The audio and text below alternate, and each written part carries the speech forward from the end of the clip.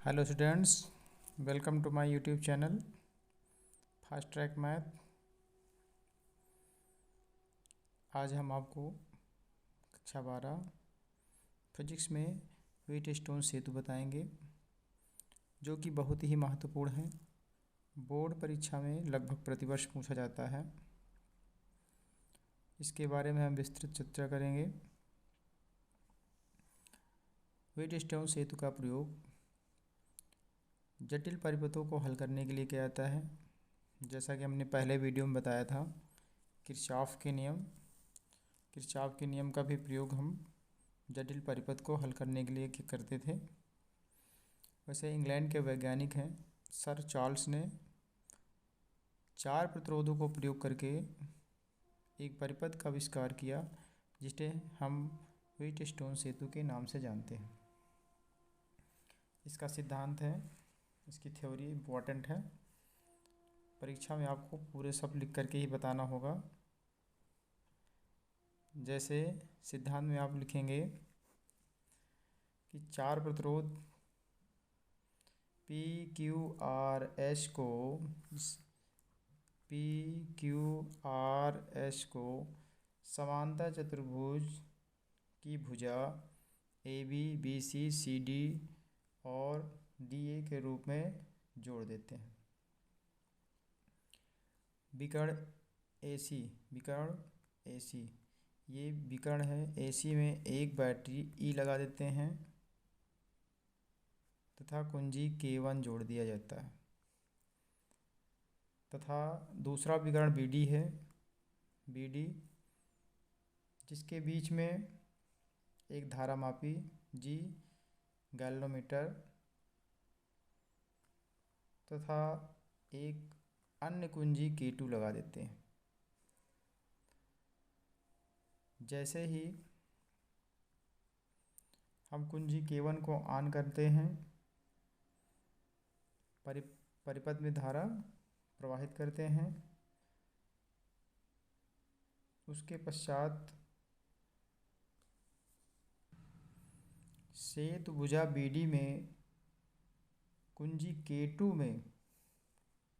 K2 को on करने पर धारामापी में कोई विक्षेप ना हो, अर्थात शून्य की स्थिति प्राप्त हो। उस स्थिति में समांतर त्रिभुज की भुजाओं का अनुपात शेष 2 संलग्न भुजाओं के प्रतिरोध के अनुपात के बराबर होता है। जैसे हम कह सकते हैं P/Q बराबर R/S। ये डेरिवेशन कब होता है? धारामापी की शून्य विक्षेप स्थिति में। धारामापी की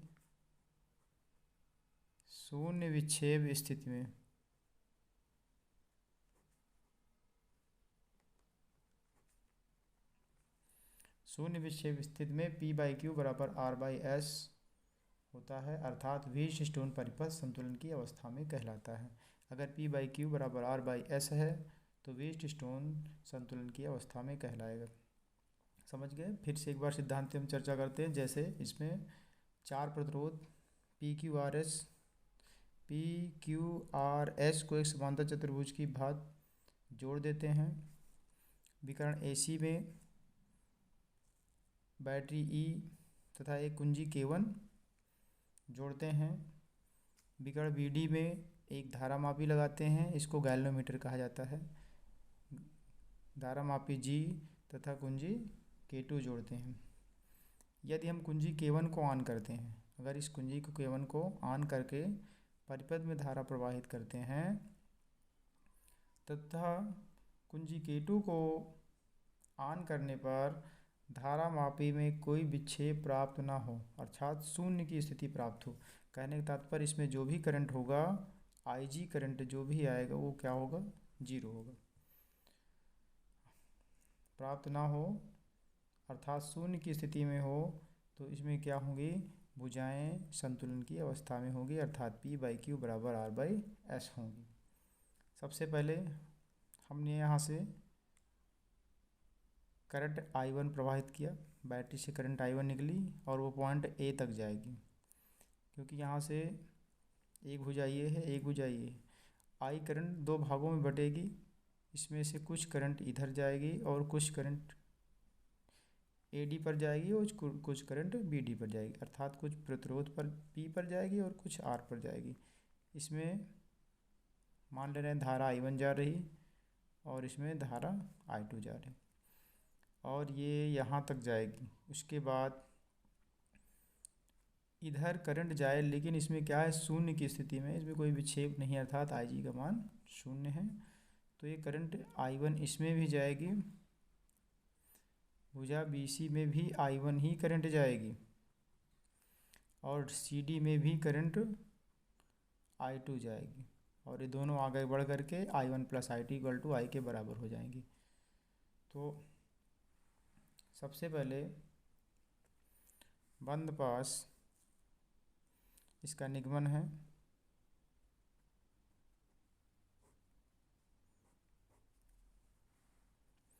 बंद पास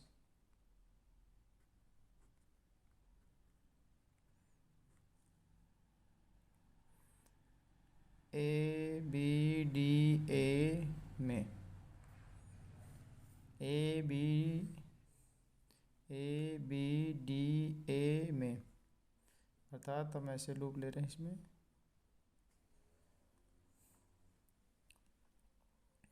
इसमें किरचॉफ का नियम लगा रहे हैं। में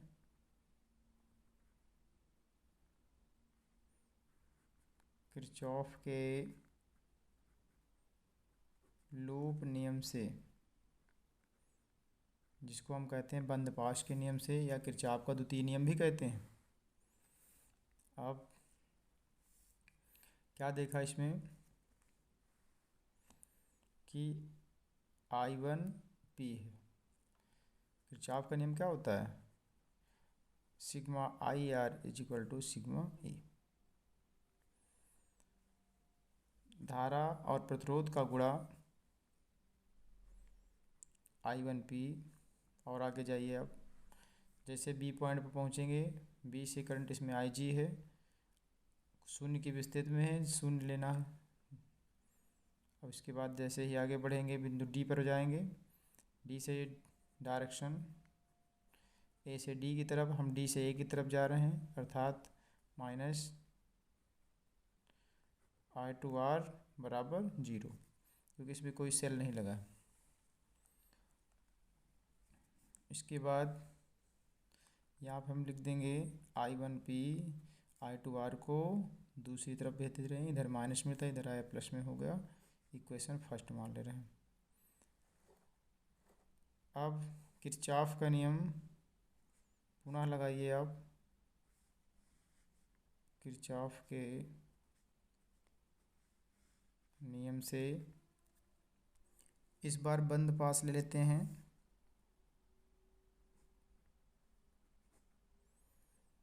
BCDB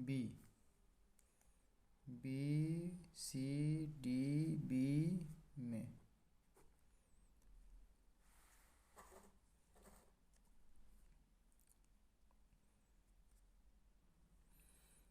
I1 Q - I2S = 0। ये हो जाएगा I1 Q = I2S, समीकरण 2 बन गया। इसमें हम समीकरण 1 से 2 को भाग कर दे रहे हैं, समीकरण 1 से समीकरण 2 को भाग देने पर I1 P / I1 Q बराबर I2 R / I2S। I1 से I1 कैंसिल, I2 से I2 कैंसिल, ये बच जाएगा P/Q बराबर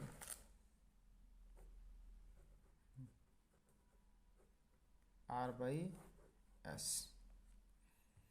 यही है व्हीटस्टोन का सूत्र, यही व्हीटस्टोन की संतुलन का शर्त है। इस पर आधारित न्यूमेरिकल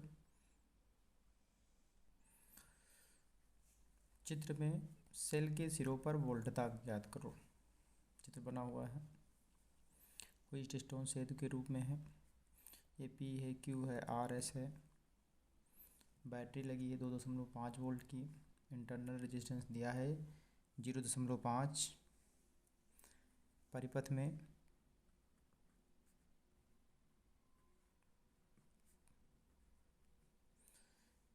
वन बाई टू बराबर 2/4, दोनों बराबर है। बराबर का मतलब व्हीटस्टोन सेतु संतुलित है। यह एक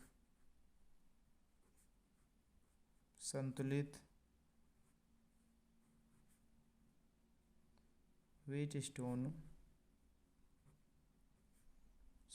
सेतु परिपथ है।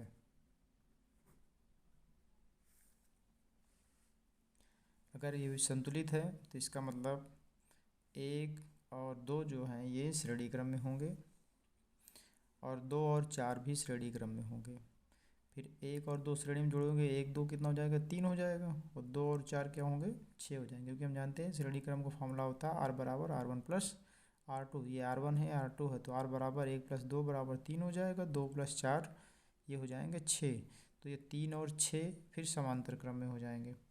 तो सबसे पहले हम 1 और 2 को श्रेणी में जोड़ते हैं, 2 और 4 को श्रेणी में जोड़ते हैं, फिर उसका जितना आएगा उनको हम समांतर में जोड़ लेते हैं।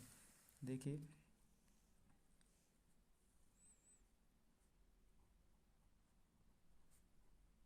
दो ओम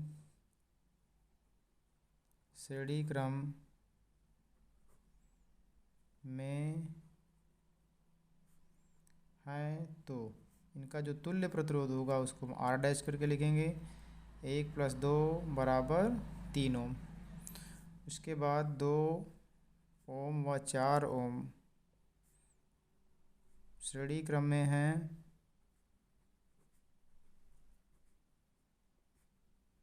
तो इसमें R डबल डैश कर लो। 2 + 4 बराबर 6 ओम हो जाएंगे। अब 3 और 6 ये समांतर क्रम में जोड़ना है। इसका मतलब R डैश व R डबल डैश समांतर क्रम में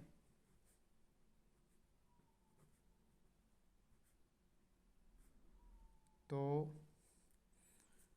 ये हो जाएगा 1/R बराबर 1/R dash plus 1/R double dash. R dash का मान 3, R डबल डैश का मान 6।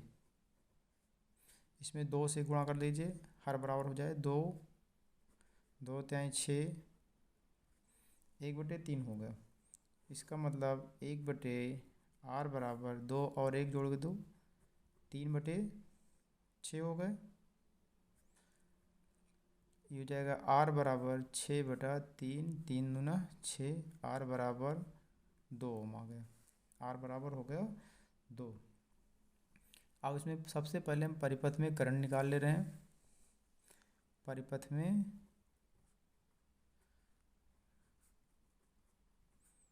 धारा कितनी हो जाएगी, हम जानते हैं धारा I बराबर होता है E/R + R। बैटरी लगी है 2.5 वोल्ट की। प्रतिरोध हमारा आया है 2, और बैटरी में जो इंटरनल प्रतिरोध लगा है वो 0.5 ओम है। इसको जोड़ दीजिए। 2.5/2 में 0.5 जोड़ो, 2.5 कैंसिल कर लेते हैं। तो इसका मतलब धारा आ गई 1 एम्पियर। 1 एम्पियर। लेकिन हमें ज्ञात करना है कि सेल के सिरों पे विभवांतर ज्ञात करना है। सेल के सिरों पर विभवांतर V = E - IR। अब यहाँ देख लेते हैं, सेल के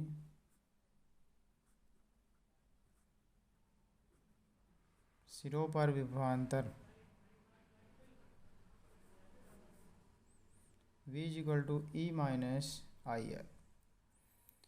ई कितना है, मतलब बैटरी लगी है 2.5 वोल्ट की, करंट आया है 1 एम्पियर, अभी अभी ज्ञात किया है 1 एम्पियर आया है, यहाँ पे 1 रख देंगे। और जो प्रतिरोध है आंतरिक प्रतिरोध 0.5, 2.5 जब 1 से गुणा करेंगे 0.5 हो जाएगा। तो V बराबर 2.5 से 0.5 घटा दीजिए 2.0 हो जाएगा, अर्थात V बराबर 2 वोल्ट आ जाएगा। ये इसका आंसर हो जाएगा।